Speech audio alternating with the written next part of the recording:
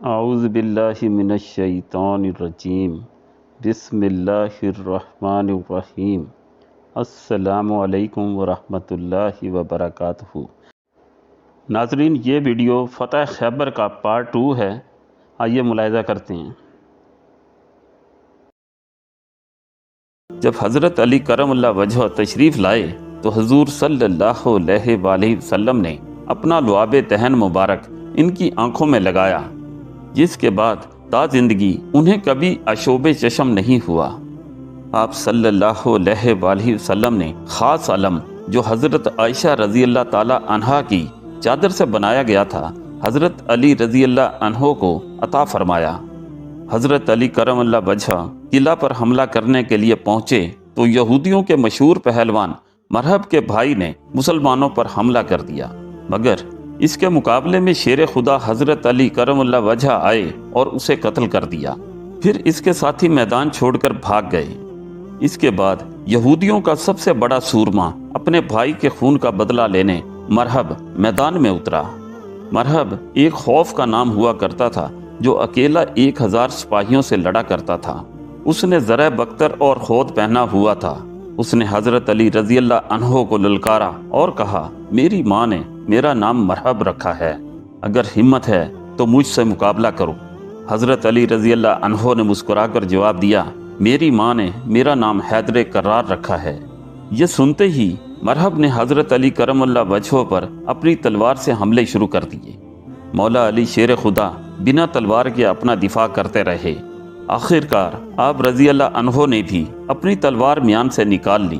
اس کے ساتھ ایک زبردست لڑائی کے دوران حضرت علی کرم اللہ وجہہ نے اس کے سر پر تلوار کا ایسا وار کیا کہ اس کا خود اور سر درمیان سے 2 ٹکڑے ہو گیا۔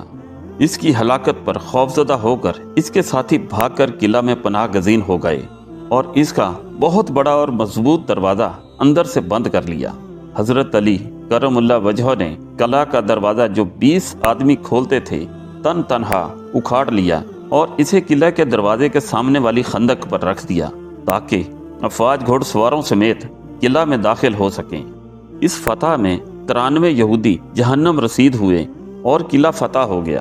مسلمانوں کو شاندار فتح ہوئی۔ یہودیوں نے مجبور ہو کر صلح کر لی۔ حضور صلی اللہ علیہ وآلہ وسلم نے یہودیوں کو ان کی خواہش پر پہلے کی طرح خیبر میں رہنے کی اجازت دی اور ان کے ساتھ معاہدہ کیا کہ وہ اپنی آمدنی کا نصف حصہ بطور جزیہ مسلمانوں کو دیں گے اور مسلمان جب مناسب سمجھیں گے انہیں خیبر سے نکال دیں گے۔ اس جنگ میں بنی نذیر کے سردار حی بن اخطب کی بیٹی صفیہ بھی قید ہوئیں، جن کو آزاد کر کے حضور صلی اللہ علیہ وآلہ وسلم نے ان سے نکاح کر لیا۔ اس جنگ سے مسلمانوں کو ایک حد تک یہودیوں کی گھناؤنی سازشوں سے نجات مل گئی اور انہیں معاشی فوائد بھی حاصل ہوئے۔ اس جنگ کے بعد بنی نذیر کی ایک یہودی عورت جس کا نام زینب تھا نے حضور صلی اللہ علیہ وآلہ وسلم کو گوشت پیش کیا جس میں ایک سریل اثر زہر ملا ہوا تھا۔ حضور صلی اللہ علیہ وآلہ وسلم نے تناول فرماتے ہوئے اسے محسوس ہونے پر تھوک دیا کہ اس میں زہر ہے، مگر ان کے ایک صحابی حضرت بشر بن برا رضی اللہ عنہ جو آپ صلی اللہ علیہ وآلہ وسلم کے ساتھ کھانے میں شریک تھے، شہید ہو گئے۔ آپ صلی اللہ علیہ وآلہ وسلم نے حسب عادت اپنا بدلہ تو اس عورت سے نہیں لیا، لیکن حضرت بشر رضی اللہ عنہ کی شہادت کے بدلے میں اس عورت کو قتل کر دیا۔ ایک صحابی کی روایت کے مطابق بستر وفات پر حضور صلی اللہ علیہ وآلہ وسلم نے فرمایا تھا کہ ان کی بیماری میں اس زہر کا اثر ہے جو خیبر میں دیا گیا تھا۔ مسلمانوں کو اس جنگ سے بھاری تعداد میں جنگی ہتھیار ملے جن سے مسلمانوں کی طاقت بڑھ گئی۔ اس جنگ کے 18 ماہ بعد مکہ فتح ہو گیا۔ اس جنگ کے بعد حضرت جعفر طیار رضی اللہ تعالی عنہ حبشہ سے واپس آئے تو حضور صلی اللہ علیہ وآلہ وسلم نے مسرور ہو کر فرمایا کہ سمجھ نہیں آتا کہ میں کس بات کے لیے زیادہ خوشی مناؤں، فتح خیبر کے لیے یا جعفر کی واپسی کے لیے۔